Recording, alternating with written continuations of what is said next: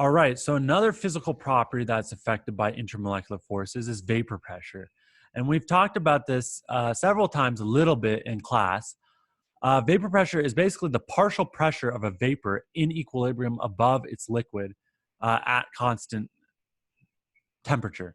So, you put a bowl of water out and it evaporates. Why is that? Well, there's some pressure that's water is exhibiting. And if you had a closed container, it wouldn't evaporate, but there'll be some pressure in that closed container. Okay. If you put water in a fresh container, right, and close it, you're going to have some of that water start to evaporate, turn into gas, and eventually reach equilibrium. And once it reaches equilibrium between going liquid and gas, that's going to establish some partial pressure. That is called the vapor pressure of water. Okay. And so vapor pressure changes with temperature. So here's a plot of the vapor pressure of water versus temperature. And look what happens. Lo and behold, when you get to 100 degrees C, the pressure in torr is equal to 760 at 760. So at 760 torr, that's 1 atmosphere, right? So the vapor pressure of water at 100 degrees C is 1 atmosphere. That is the definition of boiling. That's what boiling means. It means when your vapor pressure is equal to atmospheric pressure, okay?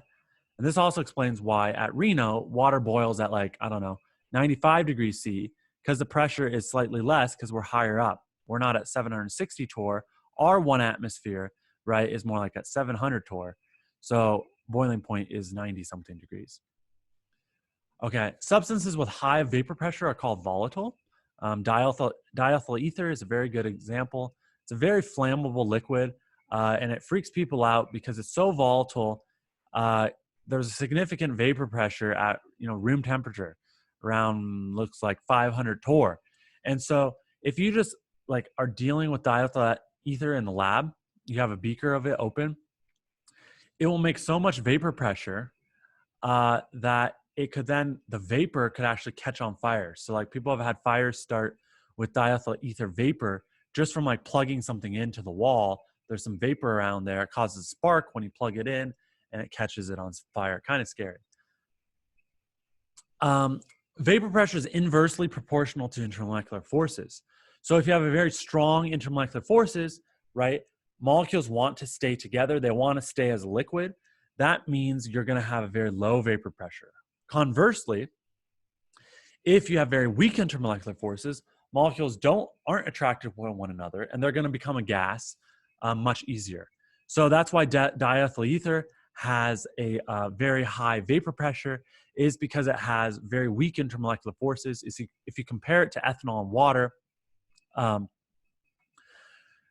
remember that diethyl ether, well, there's no hydrogen bonding here, right?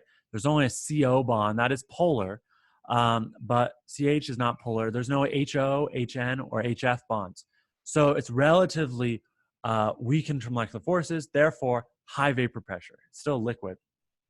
Okay, ethanol has a hydrogen bond there. It has 1 hydrogen bond, okay? Therefore, much higher intermolecular forces, therefore lower vapor pressure. Water, even lower vapor pressure. These are in atmospheres now at the same temperature. Water has 2 hydrogen bonds, so even stronger intermolecular forces than ethanol. So something evaporating isn't the same as it's boiling. Evaporating is still going from liquid to gas. It's the same change of state as boiling, but it's just occurring at the surface. Once the vapor pressure reaches the surrounding pressure, atmospheric pressure, that's what I told you was boiling previously, right? That is occurring at the whole volume. That's why you're getting bubbles during boiling forming all throughout the liquid. Have you ever noticed when you boil a pot of water, you're making your pasta on the stove, before boiling, you'll notice quite a bit of vapor forming, quite a bit of steam is forming, right? Especially right before boiling. There's a lot of steam, but it's not boiling. The whole thing isn't boiling. It's not boiling vigorously or anything. You've just gotten close to boiling. Vapor pressure has increased a lot, and a lot of the surface is turning into steam, but not the whole volume is turning into steam.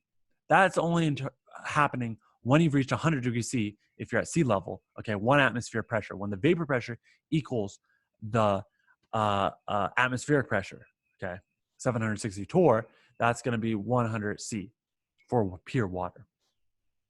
All right, so let's stop that video there.